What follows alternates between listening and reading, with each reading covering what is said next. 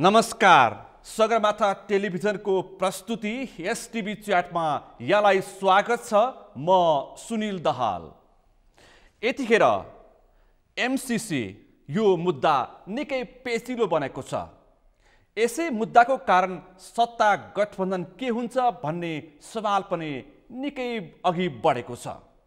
त्यो सँगसँगै एमसीसी को यो संसदमा टेबल गर्ने कि नगर्ने भन्ने विषयमा दलहरू बीच देखेको यो विवाद कसरी टुङ्गेला र एमसीसी को मुद्दा कसरी सकिएला, त्यो सँगसँगै अहिले पछिल्लो समय ठुला दलहरूको राष्ट्रिय अधिवेशन र नयाँ नेतृत्व चयनको सवाल पनि अहिले चर्चाको विषय बनेको छ। त्यो सँगसँगै संसद अवरुद्ध र प्रदेश नम्बर 2 को प्रदेशको नाम राख्ने सवाल पनि अहिले चर्चाको विषय बनेको छ। यिनै विषयवस्तुमा केन्द्रित रहेर आज म विशेष गरी छलफल गर्दैछु। आजको यस छलफलमा मसँग सहभागी हुनुहुन्छ जनता समाजवादी पार्टीका नेता पूर्व मन्त्री राजकिशोर यादव। यहाँलाई स्वागत छ। धन्यवाद। आराम हुनुहुन्छ? आरामै छु। अब यादवज्यू, अब सिधा कार्यक्रमको सवाल सुरुवात गरौँ। एमसीसी यो अमेरिकी अनुदानले नेपालको राजनीतिलाई नै उथल पुथल पार्छ कि भन्ने चिन्ता निकै बढेको छ। राजनीतिको कोर्स नै परिवर्तन हुन्छ कि भन्ने सम्मको सङ्केतहरू विश्लेषण हुन थालेका छन्। ठ्याक्कै तपाईँ एउटा जसपाको नेता, एउटा सिनियर नेता पनि हुनुहुन्छ र सँगसँगै एउटा राम्रो राजनीतिक विश्लेषक पनि हुनुहुन्छ। तपाईँ ठ्याक्कै भन्नुहोस् त के हुन्छ एमसीसी को यो प्रकरण? एमसीसी वास्तवमा यो विशुद्ध अनुदान हो, हैन? अमेरिकी सरकारद्वारा अब अन्य मुलुकहरूलाई जसलाई विकासको लागि आर्थिक आवश्यकता हो त्यसको लागि यो अनुदान हो र नेपाल सरकारले अनुदान चाहियो भनेर एक प्रकारको अमेरिका समक्ष आग्रह गरेर ल्याएको यो हो। तर यसलाई मलाई के लाग्छ भने यो विषयवस्तुलाई जसरी गिजोलियो, आज जसरी हाम्रो बीचमा चर्चाहरू छ, यो मूल विषयभन्दा डाइभर्ट भएर यसको पक्ष र विपक्षमा जुन प्रकारको तर्कहरू सुनिन्छ, हैन, मलाई लाग्छ विषयान्तर गरिएको छ। यो यसरी तर्कना गर्ने विषय होइन। यो एउटा अनुदानको विषय थियो र सरकारले वास्तवमा यो त पार्लियामेन्टबाट अनुमोदन गर्नुपर्ने विषय पनि थिएन खासै।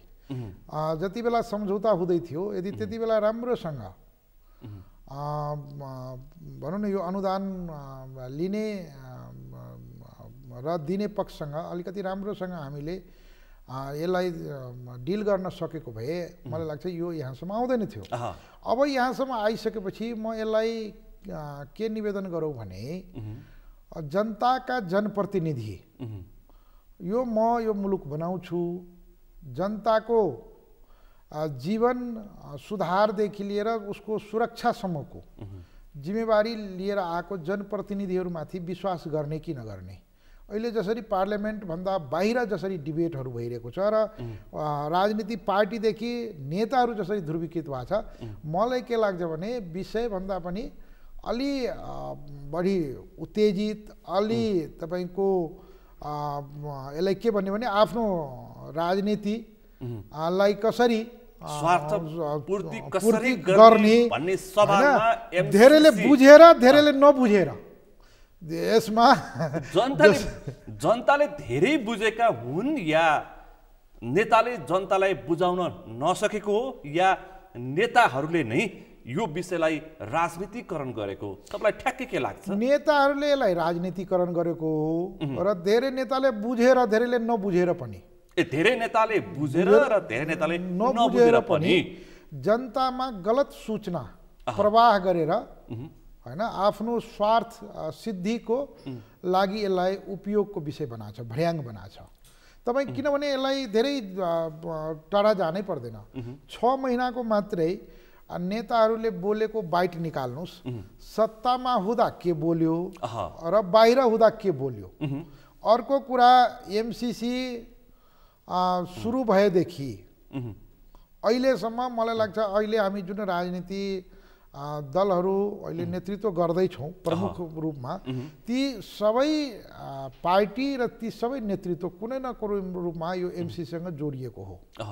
त्यसैले सुनिलजी म बरु जिम्मेवारीपूर्वक के निवेदन गर्न चाहन्छु भने यो विषयलाई जसरी बाहिर चर्चाको विषय बनाएको थियो यो त्यति चर्चाको लायक विषय होइन। अर्को कुरा ठिक छ, अब यसलाई यादवज्यू तपाईँ यसो भन्नुहुन्छ कि यो चर्चाको विषय होइन भन्नुहुन्छ, तर यहाँ त चर्चाको विषय होइन, यो त सवाल गम्भीर हो भन्नेसम्मको अब टिका टिप्पणी हुन थालेको छ। यहाँ त यतिसम्म कि अब एमसीसी आउँदैछ, एमसीसी संसदबाट पास हुन्छ, नेपालको कानुनभन्दा माथि हुन्छ, त्यसै अमेरिकन सेना आउँछ, अमेरिकन लेखा परीक्षण अमेरिकाले गर्छ, सबै प्रायोजना अमेरिकाले गर्छ र त्यो अमेरिकाको त्यो शक्ति यहाँ स्थायी रूपमा बस्छ र त्यसपछि नेपालको अवस्था भयावह हुन्छ भन्नेसम्मको तर्क बजारमा सुनिन्छ। तपाईँले पनि सुन्नु भएको छ है? यो सबै वाहियात हो। वाहियात हो एकदम। कसरी सुनिलजी? यसमा मैले भने नि अब यसलाई यो विशुद्ध अमेरिका र नेपाल बीचको आर्थिक अनुदान सम्बन्धी विषय हो र यसलाई यसरी नै टुङ्ग्याउनु पर्थ्यो। अब यो विषयलाई केसम्म जोडियो भने हाम्रो सामरिक, हाम्रो जियोपोलिटिक्स र हाम्रो मित्र राष्ट्र शक्तिहरूसँग जोडेर जसरी यसलाई पक्ष या विपक्षमा चर्चाको विषय बनायो, यसले नेपालको हित गर्दैन।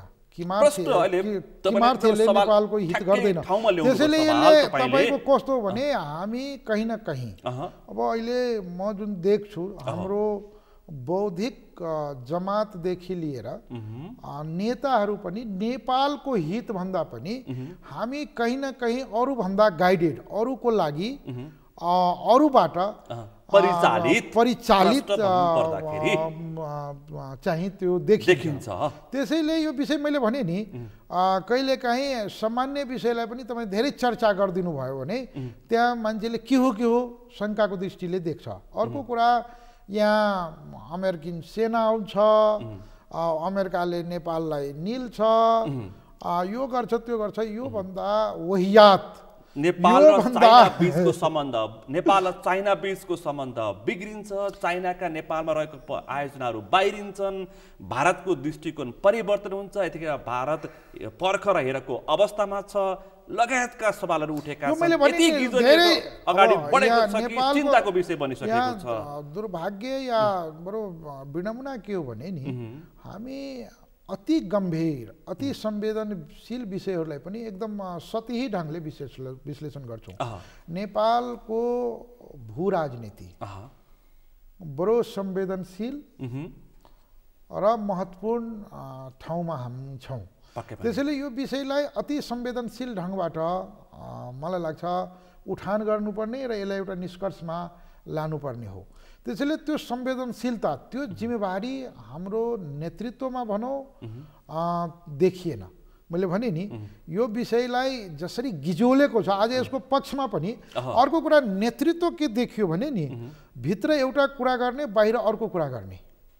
तपाईँ मैले भने नि आज जुन नेताहरूले यसको पक्षमा या विपक्षमा जसरी खडा भएको छ, करिब 6 महिना अगाडिदेखि अहिलेसम्मको उहाँहरूको प्रतिक्रिया व्यक्तिलाई सङ्कलन गर्यो भने नेताको चरित्र त्यहाँ प्रश्न हुन्छ। तपाईँले हेर्नुहोस् न आज सबभन्दा चर्को विरोध गर्नेहरू यसलाई यसको पक्षमा कहीँ न कहीँ वकालत गरेको या एउटा पक्ष भएर नेपालको जब ऊ मन्त्री थियो या ऊ सरकारको नेतृत्व गर्दै थियो त्यति बेला यसको एउटा नेपाल सरकारको तर्फबाट पक्ष भएर यसको ल्याउनु पर्छ भने वकालत गरेको मान्छे आज गर्न खोज्नु भएको होइन। मैले कुनै अमुक दललाई होइन, मैले भने नि खालि नेकपा एमाले होइन, तपाईँ नेकपा माओवादी केन्द्रको कुरा गरौँ न।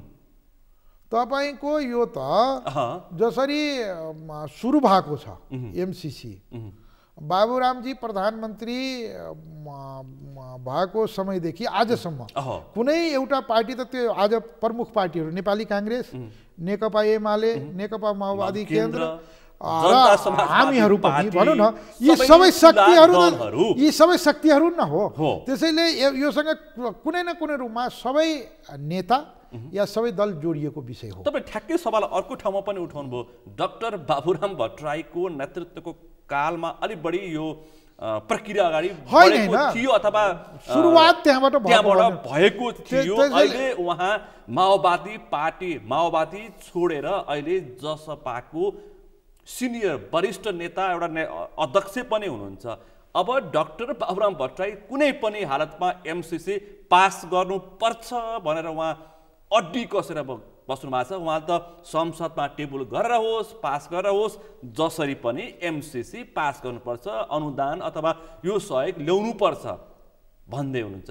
अब जसपाको पार्टीको आधिकारिक धारणा चाहिँ के हो त?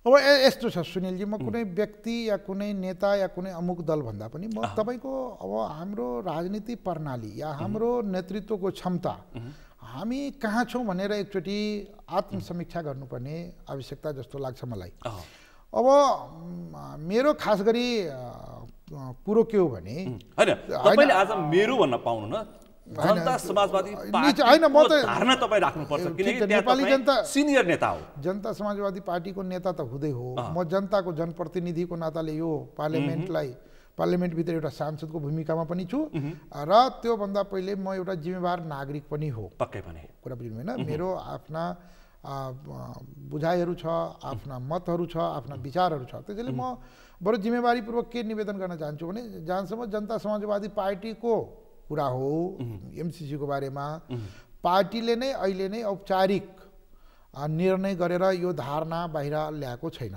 किनभने यसको बारेमा औपचारिक रूपमै बसेर निर्णय गरेको स्थिति छैन।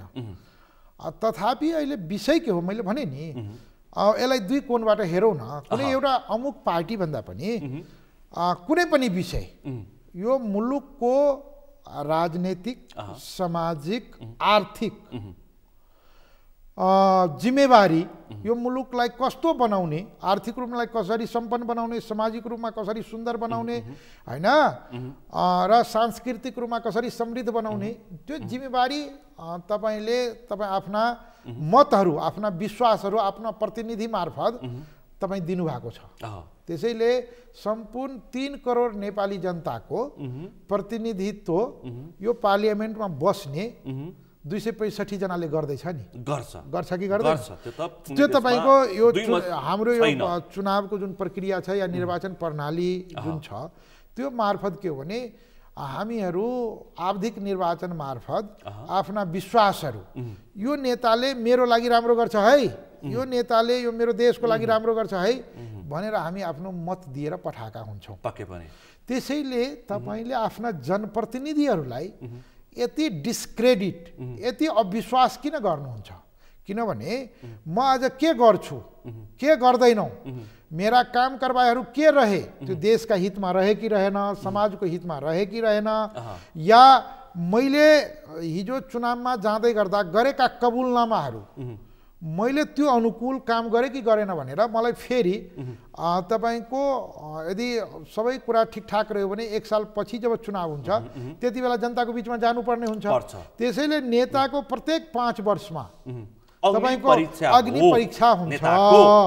त्यो नेताहरूले ती कुराहरू माइन्डमा लिएर काम गर्नको लागि नै उसलाई जिम्मेवारी दिएको हुन्छ। त्यसैले यो विषय जुन एमसीसीको विषय जुन छ नि त्यो मलाई के लाग्छ भने कहिलेकाहीँ हामीहरूले जे विषयमा डिबेट गर्नुपर्ने हो, जे विषयमा आफ्नो ऊर्जा खपत गर्नुपर्ने हो त्यो सही ठाउँमा हामी ऊर्जा खपत गरिरहेको हुँदैनौँ।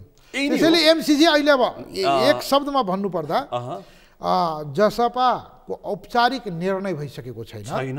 एमसीसीलाई जसरी यहाँ पक्ष या विपक्षमा जसरी यहाँ भनौँ न बहस गरेको छ, मलाई लाग्छ यसको वास्तविकता भन्दा दुईटै पक्षधरहरूले यसको वास्तविकता भन्दा अलि फरक ढङ्गले बहस चलाएको छ र यसले मुलुकलाई हित गर्दैन। यसो गरौँ न, तपाईँ एउटा पूर्व मन्त्री पनि हुनुहुन्छ, एउटा जिम्मेवार नेता पनि हुनुहुन्छ। आज पक्ष वा विपक्ष भन्दा पनि तपाईँको पार्टीको र तपाईँको धारणा पनि म लिँदैछु। यो एमसीसीको विषय यति गिजलियो, यति गहिरियो, अब दलका नेताहरूको पहुँचभन्दा बाहिर पुगिसक्यो। यहाँ त देश सफल कि देश असफल सम्मको यहाँ टिप्पणी हुन थालिसकेको छ। अब भन्नुहोस् कि जनता समाजवादी पार्टी एमसीसीलाई कसरी देख्छ? मलाई प्रश्न पारिदिनुहोस्। एमसीसी पास गर्ने क्रममा संसदमा टेबल भयो भने जनता समाजवादी पार्टीले के गर्छ, के धारणा बनाउँछ? यति लामो समय भइसक्यो, अब पास गर्ने सवाल नजिकिँदैछ, अब धारणा त कतै भित्र बनेको हुनुपर्छ, किनकि तपाईँका अन्य नेताहरूले पनि बोलिरहनु भएको छ। त्यसकारण मलाई यी मेरा सवाललाई प्रश्न पारिदिनुहोस् न छोटोमा, तपाईँसँग थुप्रै सवाल जवाब। अब यस्तो छ, मलाई लाग्छ सरकारले अब यसलाई जसरी अगाडि बढाउन खोज्दैछ, अब मलाई लाग्छ संसदमा टेबल भइसकेपछि जनता समाजवादी पार्टीको पार्टी र दल बसेर यसको औपचारिक निर्णय गर्छ र त्यसमा म आफ्नो मत जिम्मेवारीपूर्वक राख्छु। पहिलो विषय, अब पार्टीको निर्णय नआइसकेको हुनाले म चाहिँ पार्टीको निर्णय यही हुन्छ, त्यो चाहिँ अलि अतिशक्ति होला। अब एउटा डाक्टर बाबुराम भट्टराईले दिएको प्रतिक्रिया, सार्वजनिक प्रतिक्रिया, जसरी पनि संसदबाट भए पनि पास गर्नुपर्छ भनेको सवाललाई चाहिँ कुन रूपमा बुझ्ने बोल्नु भएको छ? यसलाई सकारात्मक रूपमा बुझ्नुपर्छ। यसलाई कुन रूपमा बुझ्ने? अब उहाँले लागेको कुरा, उहाँ कन्भिन्स हुनुहुन्छ, उहाँको कन्भिक्सनले यो कुरा भनेको छ, यसलाई मैले भने नि अन्यथा लिने पार्टीको धारणा हो कि उहाँको व्यक्तिगत धारणा हो? त्यो उहाँ पार्टीको सङ्घीय अध्यक्ष हुनुहुन्छ सङ्घीय परिषदको, उहाँ हाम्रो पार्टीको अति जिम्मेवार नेतृत्वकर्ता हुनुहुन्छ। अब यसलाई मैले भने नि, अब पार्टी सिस्टममा के हुन्छ भने औपचारिक रूपमा निर्णय भइ नसकेको र पार्टीको एउटा अध्यक्षले यो कुरालाई अगाडि बढाएको स्थिति छ, या बोलेको सार्वजनिक रूपमा यसमा लुकाउनु पर्ने केही कारण छैन। त्यसैले यसलाई मलाई लाग्छ के भने यसलाई प्राविधिक भन्दा पनि उहाँले आफ्ना तर्कहरू राखेर पार्टीभित्र बैठक बस्यो भने पनि मलाई लाग्छ त्यो एउटा औपचारिकता दिने कुरा एउटा विषय होला। त्यसैले मैले भने नि यसलाई खालि उहाँसँग मात्रै होइन, म त सबैलाई के आग्रह गर्न चाहन्छु भने यसको संवेदनशीलता लाई बुझेर, हाम्रो जुन जियो पोलिटिक्स छ नि, हाम्रो भू राजनीतिको संवेदनशीलतालाई बुझेर र मुलुकको हितमा, मुलुकको गम्भीरता, मुलुकले चाल्ने कदमहरूले दीर्घकालीन रूपमा के असर पार्छ, ती सबै कुरा मनन गरेर हामीले एउटा उपयुक्त निर्णय गर्छौँ। यसो गरौँ न, यसलाई अहिले मैले भने नि, कसैले जुन भन्छ नि आकाशै झर्छ यसले, त्यो भन्दा वहियात कुरा केही होइन। अब तपाईँले मैले नेपाली जनतालाई बरु जिम्मेवारीपूर्वक के भन्छु भने, पक्कै पनि यो पास भयो भने अमेरिकन सेना आउँछ, यो एकदम कुनै यसमा तथ्य छैन। यो भयो भने नेपालको अस्मिता लुटिन्छ, यसमा कुनै तथ्य छैन। यो भयो भने यहाँ के न के हुन्छ, यसमा कुनै तथ्य छैन। यो विशुद्ध अनुदान हो र नेपाल सरकार र अमेरिकन सरकारको बीचमा भनौँ न, नेपालको इन्फ्रास्ट्रक्चरमा आर्थिक सहयोगको अपेक्षा सहित नेपाल सरकारले आग्रह गरेर ल्याएको अनुदान हो। त्यसैले मलाई लाग्छ यसमा हो।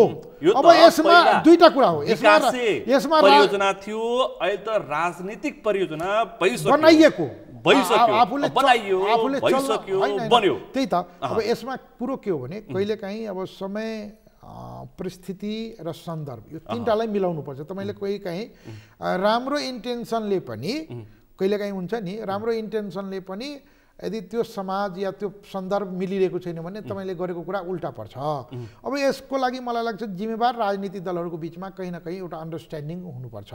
यसलाई जित र हारको विषय भन्दा पनि, यसलाई कसैलाई पछार्ने, कसैलाई जिताउने भन्दा पनि एउटा सहमति गरेर यसलाई अगाडि बढाउँदा मलाई लाग्छ राम्रो हुन्छ। थुप्रै सवाल तपाईँसँग छ, आज मसँग तपाईँसँग सवाल जवाफ गर्ने सवाल थुप्रै छ। अब मलाई यो एमसीसीको सवालमा अलिकति निष्कर्ष दिनुहोस् कि यदि संसदमा सरकारले टेबल गर्यो भने परिमार्जन सहित पास गर्ने पक्षमा समाजवादी छ कि जस्ताको तस्तैमा? मलाई लाग्छ टेबल गरिसकेपछि, टेबल गर्नको लागि मलाई लाग्छ कहीँ न कहीँ गठबन्धनभित्र एक प्रकारको सहमतिको कुरा हुन्छ। त्यहाँ पनि एउटा पार्टी समिति पनि बनेको छ, त्यहाँ एउटा डिबेट गरेर त्यसको एउटा निकास खोज्ला, होइन? अर्को कुरा पार्टीले यसको बारेमा मैले भने नि निर्णय गर्छ। अब निर्णय गर्दा हामीले सबै कुराहरूलाई ध्यानमा राखेर निर्णय गर्छौँ। अब मेरो दुईटा भूमिका हुन्छ, पार्टीको नेताको रूपमा पार्टीको प्लेटफर्ममा म आफ्नो कुरा राख्छु र सांसदको नाताले म एउटा जिम्मेवार सांसद पनि हो। त्यसैले म मुलुकको सर्वाङ्गीन हित र जनताको जनप्रतिनिधिको हिसाबले म आफ्नो कुरा संसदमा राख्छु। फरक सङ्केत गर्दै हुनुहुन्छ, पार्टीको धारणा पनि मैले मान्नुपर्छ, यदि मलाई चित्त बुझेन भने पार्टीको धारणा विपरीत म क्रस हुन पनि सक्छु भन्न खोजे हो। होइन, मलाई लाग्छ म आफै नेता भएको हुनाले म त जे धारणा बनाउँछु त्यसलाई तथ्य र तर्कले पार्टीमा निर्णय गराउनको लागि मलाई लाग्छ म सक्षम छु र त्यो प्रयास गर्छु र पार्टीले त्यो तपाईले पार्टीभित्र नै सही निर्णयको लागि दबाब गर्नुहुन्छ र त्यो पहल कदमी लिनुहुन्छ भन्न खोजे तपाईले। खैर, अब म यो सत्ता गठबन्धनको सवाल पनि टुक्रिने, त्यस पछाडि एमसीसीको कारणले गर्दाखेरि सत्ता गठबन्धनमा परिवर्तन आउने अनि कांग्रेस एमालेको सरकार बन्ने, त्यसपछि अर्ली इलेक्सनको कुरा पनि यहाँ सँगै जोडेर अहिले चर्चाको विषय बनेको छ आज भोलि। अब यस्तो सम्भावना पनि तपाईँ देख्नुहुन्छ? नेपालको राजनीतिको जुन चरित्र छ, जुन प्रकारको नेतृत्वको चिन्तन छ र कार्यशैली छ, यसले त जे पनि जतिखेर पनि हुन्छ होइन। किनभने हामी एकदम त्यो पिटी इन्ट्रेस्ट भयो क्या हाम्रो।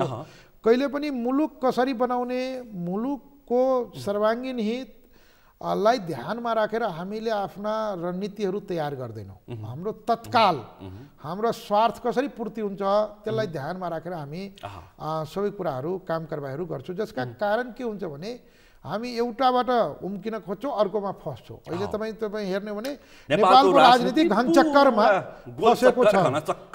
फसेको स्थिति छ र हामीले आफ्नो स्वार्थ अनुकूल भाष्यहरू निर्माण गर्छौँ र त्यो कुरालाई फेरि केही दिनपछि त्यही भाष्यलाई आफैले निर्माण गरेको रङ परिवर्तन गर्छन् दलका नेताले।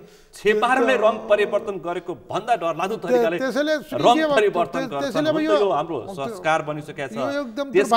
त्यसकारण जनता पनि नेताहरूप्रति त्यति विश्वस्त छैन अथवा पत्याउँदैन नेताहरूलाई एकदम। त्यो बाहिर तपाईँले भने बाहिर आज चिया पसलदेखि लिएर सबै उसमा डिबेटको विषय बनेको छ। अब यो सरकारको भविष्य के हुन्छ या गठबन्धनको भविष्य के हुन्छ, मलाई के लाग्छ, मैले भने नि विषयलाई यदि सही ढङ्गले बुझेर र नेतृत्वले म नेता हुँ, म चाहिँ जनतालाई सही कुरा भन्न सक्छु, भन्न सक्नुपर्छ भन्ने सोचका साथ अगाडि बढ्यो भने मलाई लाग्छ अहिले तत्कालै कुनै त्यस्तो समस्या आइहाल्ला जस्तो लाग्छ। अझै पनि एउटा अमूर्त सवाल तपाईँ बीच राख्छु। डाक्टर भट्टराईको भनाइ र उपेन्द्र यादवको भनाइ, उपेन्द्र यादवले तपाईँको पार्टी अध्यक्षले प्रष्ट बोलिसक्नु भएको छैन, राष्ट्रको हित अनुकूल यसलाई परिमार्जन गरेर होस् या के गरेर हुन्छ यो अनुदान लिनुपर्छ भन्नुभएको छ तपाईँको पार्टी अध्यक्षले, यति भन्नुभएको छ।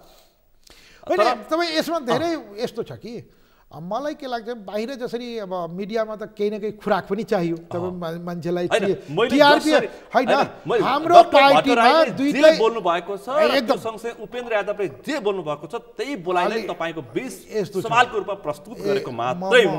मैले बरु जिम्मेवारीपूर्वक निवेदन गर्न चाहन्छु, हाम्रो डाक्टर भट्टराई यस विषयमा एकदम भोकल्ली उहाँले यो नेपालको हितमा छ भन्ने कन्भिन्स भएर यसले उहाँको बुझाइ के हो भने अब यो जो ठिक छ, अब यसमा लुकाउने के छ र भन्ने जनतालाई भन्ने सोचका साथ अगाडि बढिरहेको छ।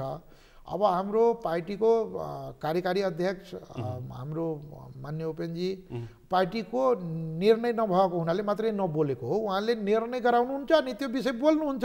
त्यसैले यसलाई दुईटाको बिचमा मतान्तर छ, दुईटाको बिचमा जसमा भित्र पार्टीमा दुर्भाग्य हुन्छ भन्ने चाहिँ छैन। त्यो त 1% पनि चान्स छैन। अब यो एमसीसी यही टुङ्ग्याउँ होइन, अब सुरु गरौँ। यो अर्को छ, ठुला राजनीतिक दलहरूमा अहिले दलहरूले धमाधम राष्ट्रिय अधिवेशन गरिरहेका छन्। यतिखेर नेपाली कांग्रेसले सकिसकेको छ, हिजो मात्रै मतगणना सकिएको छ, त्यसैगरी राप्रपाले पनि सकेको छ, त्यसैगरी माओवादीले 11 गतेदेखि सुरु गर्दैछ।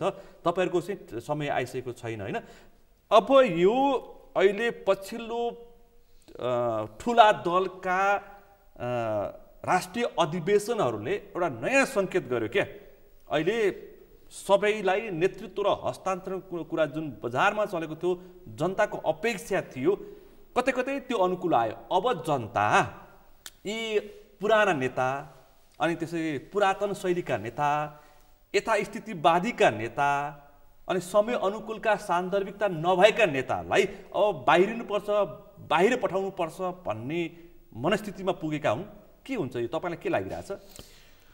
तपाईँले बडो गम्भीर, बडो राम्रो विषय उठान गर्नुभयो।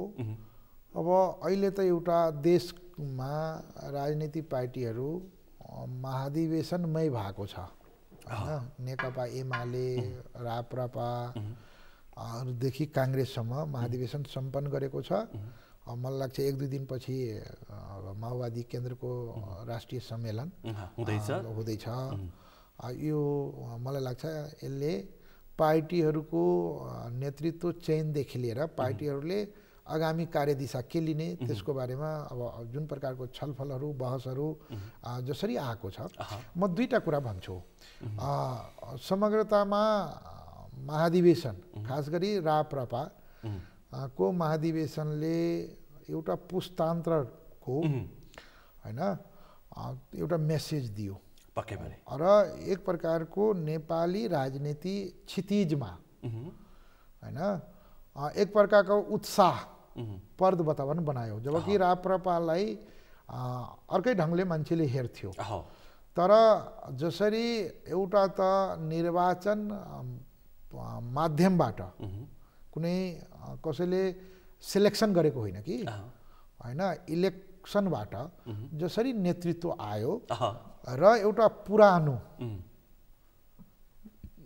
इस्ट्याब्लिस भनौँ न नेतृत्वलाई जसरी प्रजातान्त्रिक ढङ्गले बदल्न सफल भयो र यसले एउटा नेपाली राजनीतिक क्षितिजमा एउटा पोजिटिभ सकारात्मक प्राकम्पन उत्पन्न गर्यो र त्यसको प्रभाव नेपाली काङ्ग्रेस जस्तो पुरानो इतिहास बोकेको डेमोक्रेटिक पार्टीभित्र पर्यो। र नेपाली काङ्ग्रेसको महाधिवेशनले 2-3टा मेसेज दिएको छ। एउटा त नेपाली काङ्ग्रेसको पार्टीको आन्तरिक लोकतन्त्र एकदम मजबुत छ भन्ने कुरा मेसेज दियो।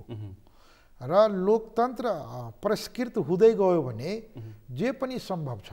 नेपाली काङ्ग्रेस जस्तो पार्टीमा जसरी महामन्त्रीमा 2टा लोभ लाग्दा युवाको इनर्जेटिक नेतृत्व आयो हैन, र एक प्रकारले हेर्ने हो भने त्यो नेतृत्व जसरी चयन भयो, यसो भनौँ त्यसैले त्यो यसरी जो राप्रपाको कमल थापालाई बाहिर पठाएर अब तिमी मूल राजनीतिबाट तिम्रो काम सकियो अथवा समय सकियो, अब अर्कोलाई स्थान देऊ भनेर राजेन्द्र लिङ्गदेनलाई बोलाइयो अथवा निर्वाचित गरियो। यता नेपाली कङ्ग्रेसमा गगन थापा र विश्वप्रकाशलाई कार्यकारी महामन्त्रीमा अत्याधिक लोकप्रिय मतले निर्वाचित गराइयो।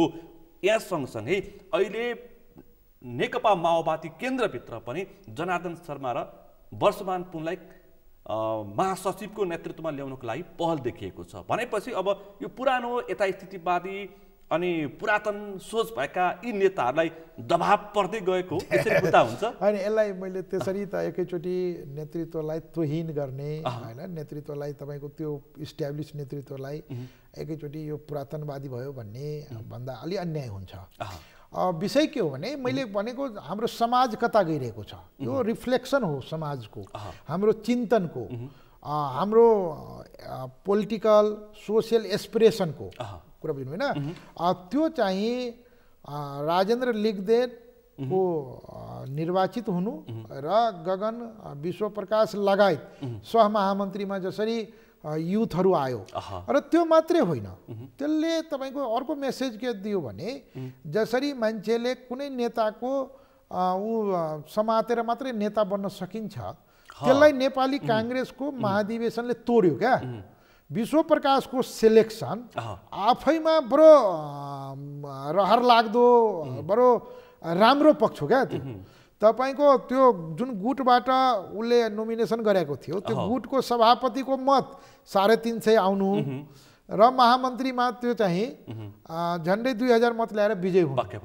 त्यो भनेको कस्तो हो भने त्यहाँको मतदाताहरूले कस्तो स्मार्टली को चाहिएको हो नेपाली कांग्रेसको लागि या राष्ट्रिय राजनीतिमा कसलाई नेपाली कांग्रेसको विचार दिएर पठाउने हो त्यसको लागि जसरी तपाईको उनीहरूले तीनटै पुस्तालाई एक प्रकारको संयोजन गरेर जुन गर्यो यसले नेपाली राजनीतिको लागि एउटा सकारात्मक नेपाली कांग्रेस जस्तो पुरानो र एउटा इतिहास बोकेको पार्टीमा जुन दायी राजनीति थियो नि दायी राजनीति अब दायी राजनीतिबाट चाहिँ भाइ राजनीति अथवा नयाँ पुस्ताले नेतृत्व गर्नुपर्छ भन्ने संकेतको बिम्बको रूपमा गगन र विश्व प्रकाशलाई लिँदाखेरि फरक पर्दैन हजुर हैन। अर्को कुरा आन्तरिक लोकतन्त्र मजबुत भयो भने जसरी पहिले के हुन्थ्यो भने हामी जहिले पनि नेतृत्व परिवर्तनको कुरा गर्दा एउटा नेतृत्वलाई धक्का मारेर निकाल्दिने अर्को नेतृत्वलाई गएर टिपिक्क टिपेर बसाइदिने जुन मनोवृत्ति थियो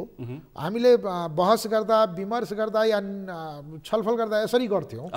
मलाई के लाग्छ भने आन्तरिक लोकतन्त्र भयो भने लोकतन्त्रको सबभन्दा सुन्दर पक्ष देखियो के त्यो पक्कै पनि त्यो आवधिक र नियमित भइरह्यो भने धेरै कुरालाई उ आफै करेक्सन गरेर जान्छ।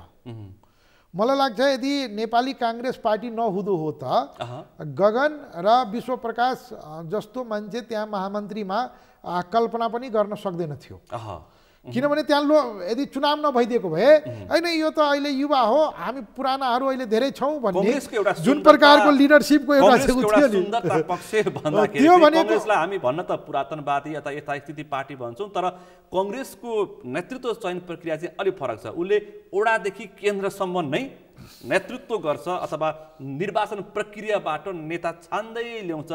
यस्ता व्यक्तिहरू पूर्व मन्त्रीहरू पूर्व सांसदहरू पनि उही आफ्नो जिल्लामा पछारिएको अवस्था छ। जस्तो तपाईकै 2 नम्बर प्रदेशमा अमरेश सिंहलाई ती सिधै दिए त्यही त भनेको नेताहरू जब आफ्नो जिम्मेवारीबाट च्युत हुन्छ नेताहरू जब उले आफ्नो स्थानीय भन्दा आफ्नो गाउँ भन्दा यहाँ के भयो भने नेताहरू एकचोटी काठमाडौँ आइसकेपछि त्यसले फर्क नै मान्दैन थियो। त्यसले के गर्यो भने यो महाधिवेशनले होस् या आवधिक निर्वाचनले नेतालाई ठेगान लगाउने दुई हुन हो। त्यसैले लोकतन्त्र मैले भने नि यो एउटा यस्तो व्यवस्था हो जो अब धेरै आफ्ना भित्रका कमी कमजोरीलाई ठिक गर्दै जान्छ क्या त्यो प्रक्रियाले ठिक गर्दै जान्छ। त्यो नेपाली कांग्रेसको जेनरेसन चेन्ज या लिडरशिप चेन्जको जुन मेकानिजम हो त्यसले गर्यो त्यसले एउटा ठुलो मेसेज दियो। अब समग्रतामा हेर्ने हो भने नेपालको पोलिटिकल डिस्कोर्स जसरी जानु पर्थ्यो सुनिलजी त्यो नेपाली कांग्रेसको पनि महाधिवेशनमा नेतृत्व परिवर्तनको सवालमा एउटा सकारात्मक मेसेज दियो। तर नेपाली समाज या नेपालमा हामी जसरी परिवर्तनलाई स्वीकार गर्ने जुन कुरा हो त्यो महाधिवेशनमा त्यो झलक देखिएन। मैले तपाईको संकेत मैले ठ्याक्कै प्रष्ट बुझेँ कि नेतृत्व चयन मात्रै ठुलो विषय होइन पार्टीको जरा भनेको विधि र विचार पनि हो। त्यसको बहस र त्यो विधि र विचारले नै नेतृत्व गर्ने हो। त्यसकारण विधि र विचारको चाहिँ बहस भएन भन्न खोजे हो। मैले अब दुईटा कुरा हो अब नेपाली कांग्रेसको आफ्नै आन्तरिक होला नेतृत्व चयन गर्ने जुन आन्तरिक लोकतन्त्रको कुरा भयो त्यो बरु मैले भने नि लोभ लाग्दो राम्रो भयो जसको कारणले एउटा युवा पुस्ताहरू जबरदस्त रूपमा नेतृत्वमा आउन सफल भयो। म उहाँहरूलाई शुभकामना पनि दिन चाहन्छु। तर नेपाली कांग्रेस जस्तो पार्टीले जसरी परिवर्तनका मुद्दाहरूलाई जस्तै समावेशिताका मुद्दाहरू जसरी एउटा भनौँ न हिजो मूलधारबाट बाहिर रहेका उलाई नेतृत्वमा ल्याउने गरी जसरी उदार हुनु पर्थ्यो त्यसरी देखिएन। समावेशिता धर्मनिरपेक्षता लगायतका अब यसलाई 16 गोलोमा हैन मैले भनेको कस्तो भने हाम्रो राजनीति हाम्रो समाज कहाँ जाँदैछ यसले के इन्डिकेट गर्छ मैले भने नि पुस्तान्तरको सवालमा राजेन लिगदेनदेखि लिएर त्यहाँसम्म आयो तर तपाईको आज सन्दर्भमा नेपाली कांग्रेसको नेतृत्व चयन भइरहँदा नेपाली कांग्रेसले आफ्ना केही बाध्यात्मक समावेशीको लागि जस्तै सहमहामन्त्रीमा तपाईको क्लस्टर चयन गरेको छ 8 जनाहरू क्लस्टर वाइज गरेको छ त्यो एउटा राम्रो पक्ष हो तर त्यो के भने क्षेत्रबाट त नेतृत्वको विकास गर्दै छ त कांग्रेस हैन ठीक छ त्यो राम्रो पक्ष हो तर जस्तै उदारतापूर्वक खुला उसमा जस्तै महामन्त्रीको चुनावमा कुनै जनजाति कुनै दलित कुनै मधेसबाट हैन जसरी आउनु पर्थ्यो नि एउटा हाम्रो वर्चस्वशाली समुदायकै ठीक छ पुस्ताको हिसाबले युवाहरू आयो यसमा एकदम खुसीको विषय हो तर तपाईं हामीले नेतृत्व चयन गरिरहँदा त्यहाँ जसरी जो हिजोसम्म मूलधारबाट अलिकति थिचिएका मिचिएका या बाहिर रहेका समुदायबाट पनि प्रतिनिधित्व गराइदिएको भए त्यो एउटा सुन्दर कस्तो राम्रो देखिन्थ्यो। म त्यही एउटा सवाल जोडौँ त्यसमा त नेपाली कांग्रेसको एउटा लामो राजनीतिक पृष्ठभूमि बोक्नु भएका विमलेन्द्र निधेल त पार्टी सभापतिमै प्रतिनिधित्व गर्नुभएको थियो नि त त्यो त अब नेतृत्वको उपल्लो तहमा त प्रतिस्पर्धा नै ठुलो होइन र क्लस्टर भन्दा हैन हैन मैले क्लस्टर हैन खुला राजनीति कस्तो भने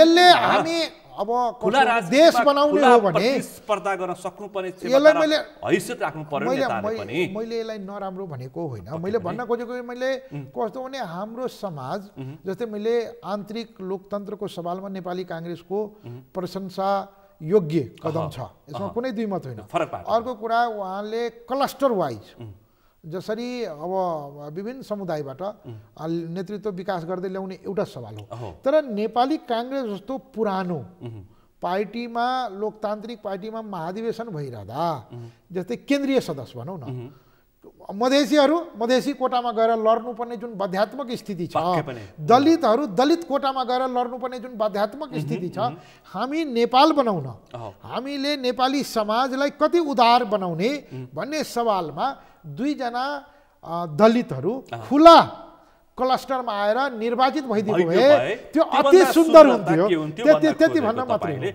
अब यो जुन ठुला राजनीतिक दलहरूको अधिवेशनले दिएको एउटा सन्देश एउटा जुन किसिमको छ नयाँ नेतृत्वको लागि अब तपाईहरुको पार्टीमा पनि त त्यो सवाल आउँछ नि त्यहाँ पनि त थुप्रै पार्टीबाट तपाईहरुको जनता समाजवादी पार्टीमा पुगेका नेताले नेतृत्व गर्दै हुनुहुन्छ जसको पुस्तान्तरण हस्तान्तरणको त पहिले आवश्यकता भइसकेको थियो तर उहाँहरू अझै पनि त्यो पार्टीमा तपाईहरुको पार्टीमा कब्जा गरेर बस्न खोज्दै हुनुहुन्छ भनेपछि त्यहाँ पनि पुस्तान्तरण हस्तान्तरणको सवाल आउँछ होला नि त त्यसको प्रभाव पर्छ कि पर्दैन तपाईको पार्टीलाई चाहिँ?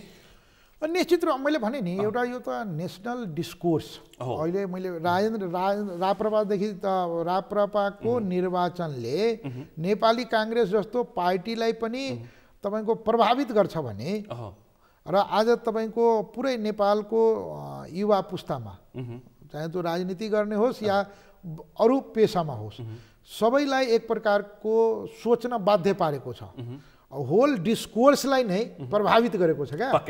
त्यसैले यसको प्रभाव त सबै दलमा र हाम्रो पार्टीमा पनि पर्छ र हाम्रो पार्टीमा मैले के भने हाम्रो पार्टी 2 कोणबाट हेर्नुपर्छ। एउटा त हाम्रो पार्टीको हरेक पार्टीको सिड क्या भन्छ नि तपाईको बीज कहाँ र कुन कारणले बनेको छ त्यसैले हाम्रो पार्टी एउटा विद्रोह नेपाली राज्य सत्ताको जुन एकात्मक चरित्र थियो एकमाना चरित्र थियो हैन त्यसको विरुद्धमा एक प्रकारको विद्रोह मार्फत जन्मिएको पार्टी हो एउटा।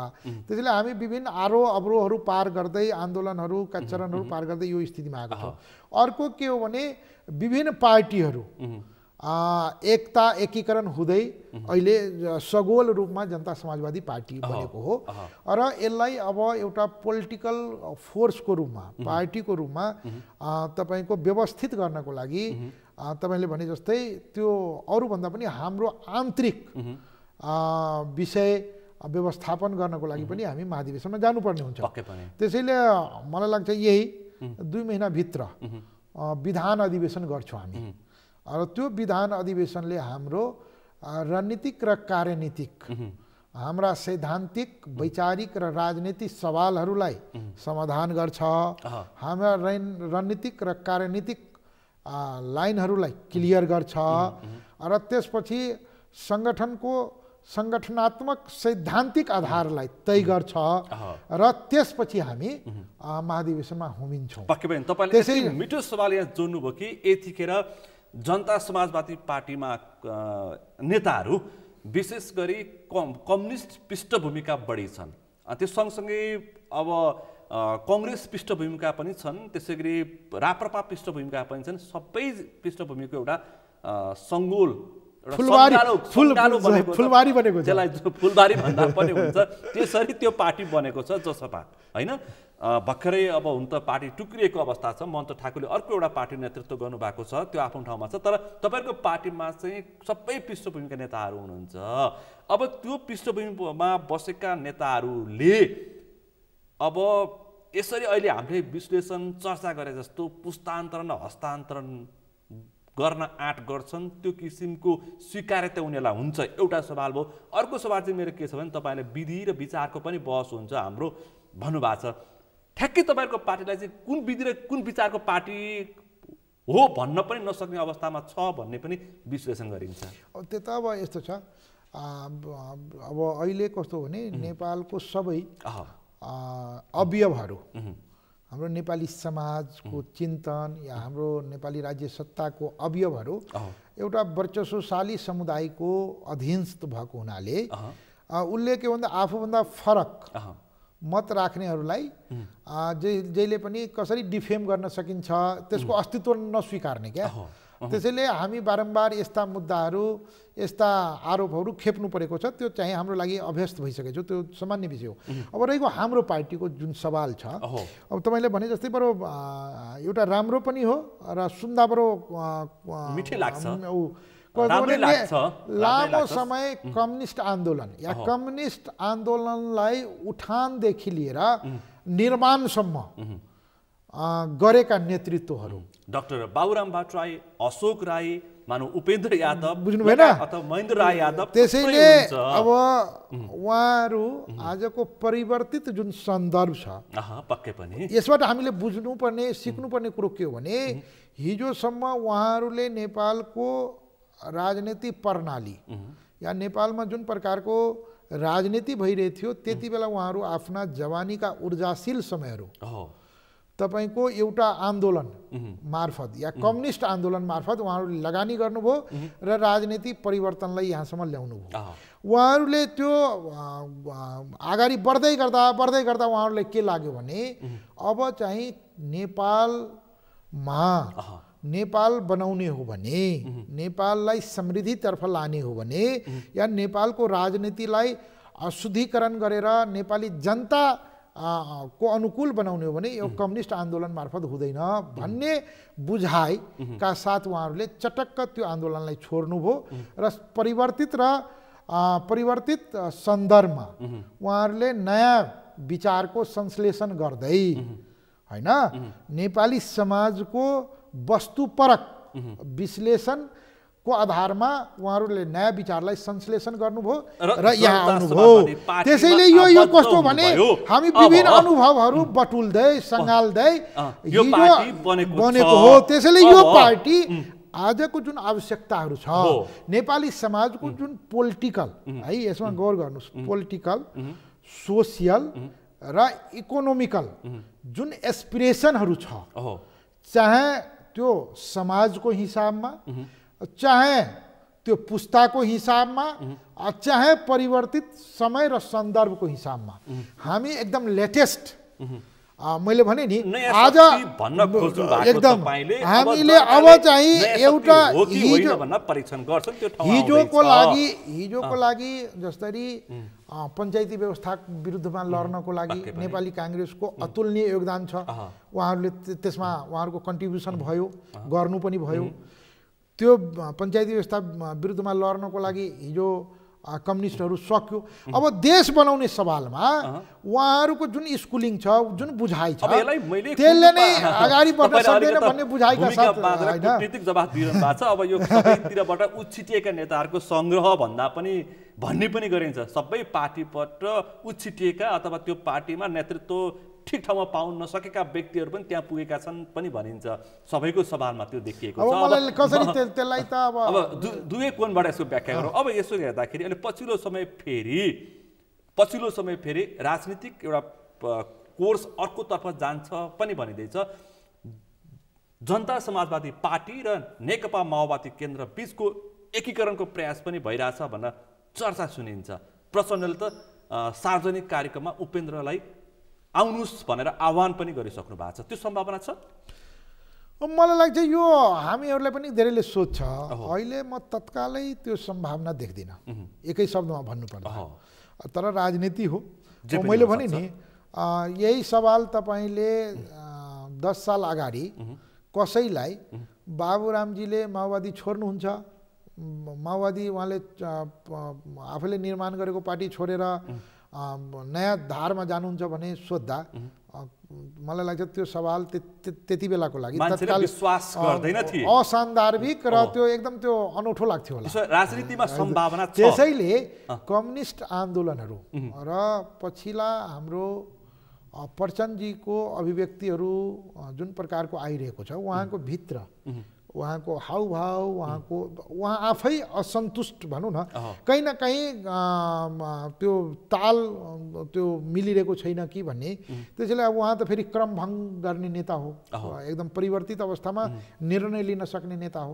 त्यसैले उहाँले यो कम्युनिस्ट आन्दोलनलाई एउटा परिवर्तित अवस्थामा समाजवादी आन्दोलनको रूपमा यसलाई संश्लेषण गरेर अगाडि बढ्नु हो। तपाईं त व्याख्या फरक गरिदिनु भयो। त्यसैले माओवादीमा समाजवादी एकीकरण हुने होइन कि कम्युनिस्ट प्रचण्डले माओवादी नै भङ्ग गरेर समाजवादी बन्ने हो कि भन्ने पो संकेत गर्नु भयो। मलाई के लाग्छ भने तपाईले अब अहिले यतिखेर भन्दा मान्छेलाई के हो लाग्छ।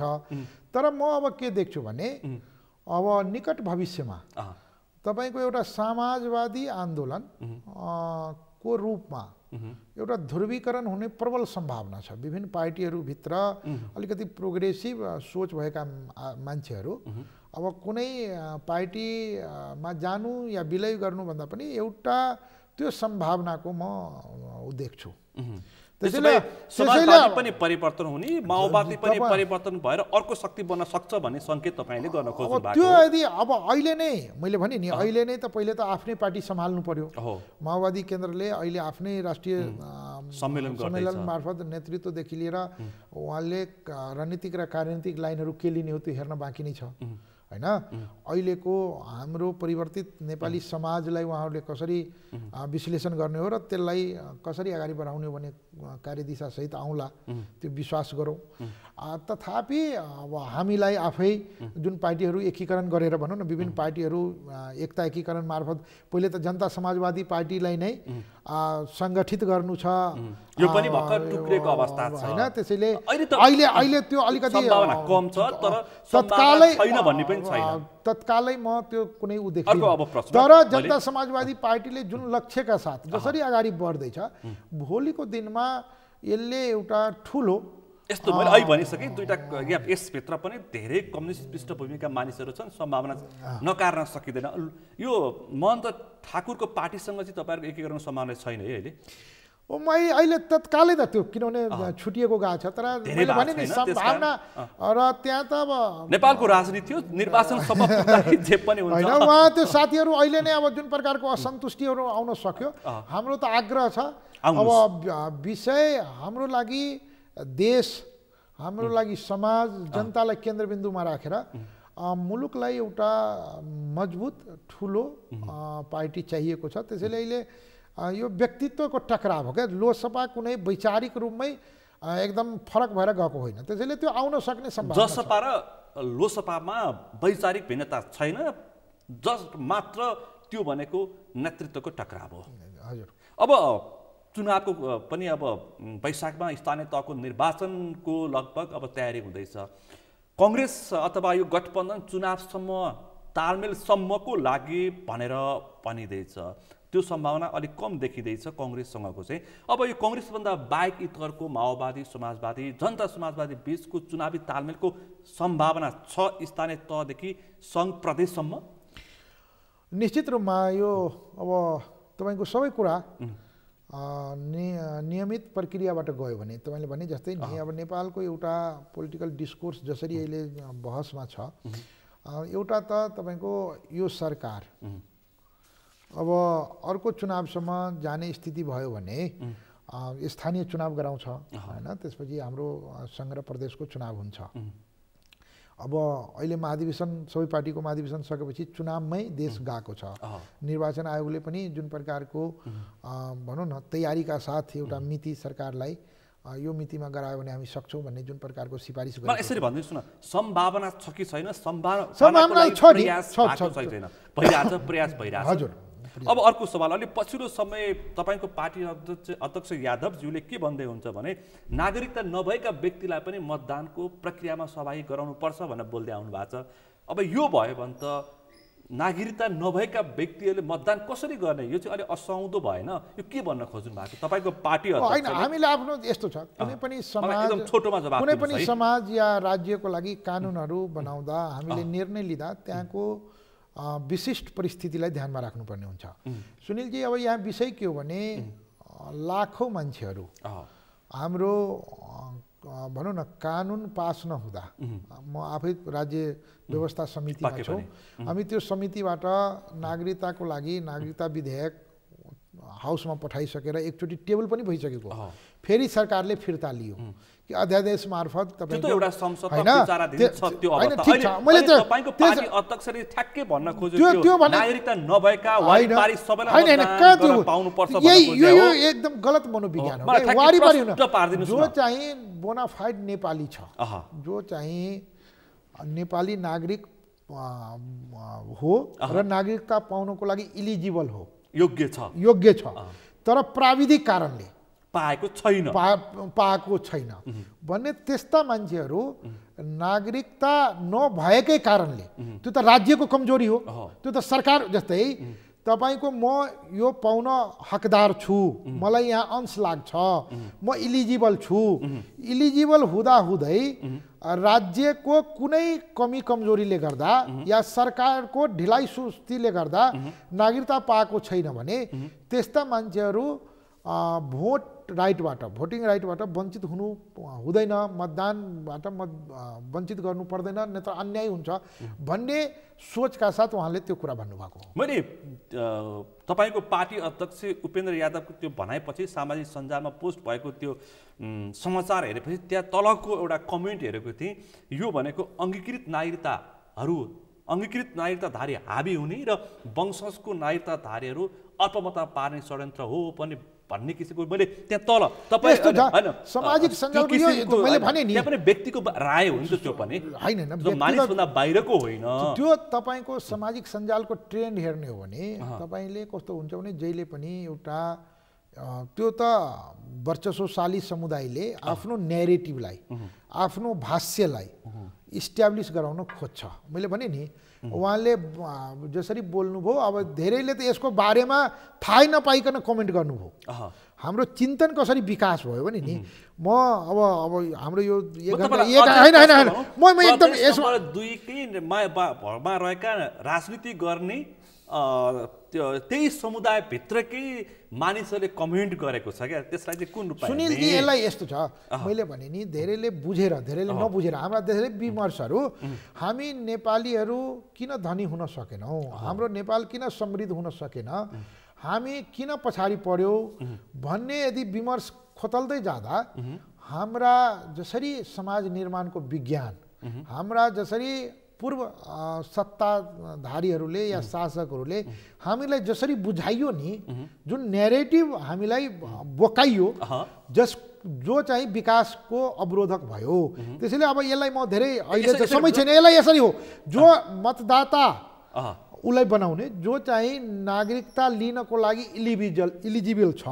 योग्य छ, तर ऊ सरकारको ढिला सुस्तीको कारणले, सरकारको गलत प्राविधिक रूपमा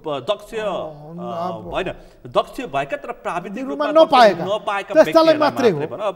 कहाँ त्यसरी कुनै न कुनै विधि त निकाल्नु पर्यो नि, त्यो त वास्तवमा त्यो आफ्नो नेतृत्वलाई चयन गरिरहँदा त्यो त एकदम त्यसमा त म तपाईँभन्दा कडा देशको पक्षमा, देशको हितमा उभिने नागरिकताको मान्छे सवालमा तपाईँको भनाइ पार्टी भित्र रहेर हैन पार्टीभन्दा माथि रहेर तपाईँले प्रश्न त्यसैले जवाफ होइन। दिँदै तपाईँले प्रश्न जवाफ दिँदै आउनु भएको छ विगत लामो समयदेखि नागरिकताको सवालमा तपाईँले प्रश्न पार्नु भएको छ यसमा कुनै दुई मत छैन तपाईँले नागरिकता पाउने व्यक्तिलाई दिनुपर्छ तर नागरिकताको यो जुन किसिमको जसले पायो अथवा जसरी पनि नागरिकता दिनुपर्छ भन्ने सवालमा तपाईँ हुनुहुन्न मलाई थाहा छ। अब म अन्तिममा छु एउटा सवाल छ मसँग यो प्रदेश 2बाटै तपाईँ प्रतिनिधित्व गर्नुहुन्छ त्यही भित्रको जिल्लाबाट तपाईँ निर्वाचित प्रतिनिधि हो अब प्रदेश नम्बर 2ले 2 नम्बर प्रदेश मात्रै भएर बस्ने कि नामाकरण पनि गर्ने नामाकरणको लागि टेबल भइसकेको छ प्रस्तावहरू त्यहाँ संसदमा टेबल भएको स्थिति छ बहस हुँदैछ मलाई लाग्छ हिजो पनि बहस भएको थियो र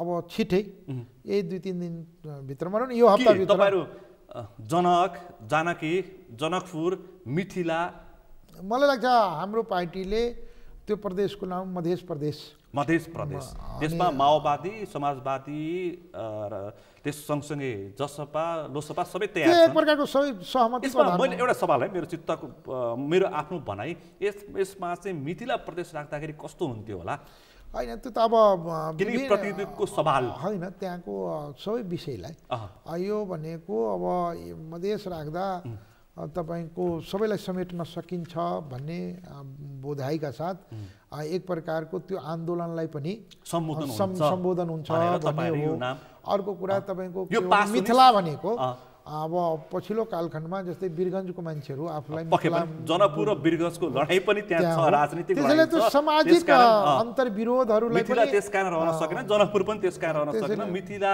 र जनकपुरको सवाल चाहिँ वीरगञ्ज र जनकपुरको लडाई हो। अब अन्तिममा चाहिँ एउटा तपाईको आशय बुझेँ मैले अब मध्य प्रदेश नै सम्भावना बढी छ अन्तिममा यो शीतलहरकोले गर्दाखेरि त्यहाँको जनता मर्कामा परेको छ तपाईले यो प्रदेश सरकार भर्खर कम्बल र दाउरा खोज्दैछ यहाँ सङ्घमा पनि दबाब दिनु पर्यो क्या जनता मरिरहेका छन्। अब हामीले जनताको प्रतिनिधि जनताको त्यो मात्रै होइन आज तपाईको खाद मल नपाएर हाहाकार छ किसानहरू ठुलो समस्यामा छ तपाईको अहिले राज्यका मेसिनरिजहरू जसरी भ्रष्टाचारमा लिप्त छ सुशासनका सवालहरू चाङ जस्तै उठ्छ त्यसैले हाउस अब अहिले पार्लियामेन्टमा बोल्ने मौकै पाउँदैन अहिले विपक्षी तपाईहरु सरकारमा पनि हुनुहुन्छ दबाब दिनुस्। हस् त समय र संवादलाई आभार व्यक्त गर्न चाहन्छु निकै महत्त्वपूर्ण समय यो सवालमा यो समयमा तपाईँ र हामीले एकदमै महत्त्वपूर्ण निष्कर्षपूर्ण सवाल जवाफ एउटा बहस गरौँ यसकोमा सहभागिता जनाइदिनु भएकोमा आभार व्यक्त गर्न चाहन्छु। यहाँले पनि मेरो विचार राख्ने मौका दिनुभयो यहाँ लगायत सम्पूर्ण टिमलाई धेरै धेरै धन्यवाद दिन चाहन्छु। आज हामीले यो पछिल्लो राजनीतिक घटनाक्रममा रहेका मुख्य विषयवस्तुमा मुख्यतया हामीले बढी केन्द्रित भएर छलफल गऱ्यौँ। आजको यस छलफलमा मसँग सहभागी हुनुहुन्थ्यो जनता समाजवादी पार्टीका नेता एवं पूर्व मन्त्री राजकिशोर यादव। आजको विषय प्रसङ्ग यति नै भोलि अर्को विषय प्रसङ्ग साथ एसटिभी च्याट ल्याउने वार्ता गर्दै म सुनिल दाहाल पनि भेट्न चाहन्छु। सगरमाथा टेलिभिजन हेर्दै गर्नुहोला। नमस्कार।